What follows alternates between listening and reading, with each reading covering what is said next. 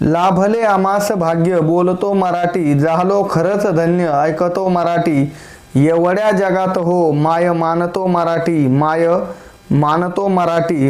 विद्यार्थी मित्रांनो, आजच्या मराठी भाषा दिनाच्या मनपूर्वक सर्वांना शुभेच्छा। मराठी भाषेची निर्मिती खऱ्या अर्थाने पहिलं जे वाक्य आहे त्या वाक्यापासून खऱ्या अर्थाने निर्मिती झालेली आहे। कर्नाटक राज्यातील श्रवणबेळगोळ या ठिकाणी जो काही गोमटेश्वराचा पुतळा आहे त्या गोमटेश्वराच्या पुतळ्याच्या खाली जे काही वाक्य लिहिलेलं आहे, श्री चामुंडराये करविले, हे मराठी भाषेतील पहिलं वाक्य खऱ्या अर्थाने याच ठिकाणी मराठी भाषेची निर्मिती ही झालेली आहे।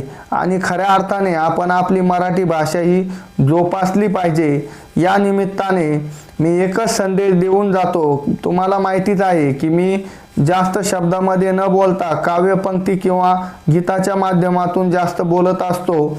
तर शेवटी जाता जाता कवी कुसुमाग्रज यांचं एकच वाक्य म्हणतो की परभाषेतही व्हा पारंगत, ज्ञान साधना करा तरी। परभाषेतही व्हा पारंगत, ज्ञान साधना करा तरी, परंतु एक गोष्ट ध्यानात राहू द्या, माय मराठी मरते इकडे, परकीचे पद चेपू नका, परकीचे पद चेपू नका।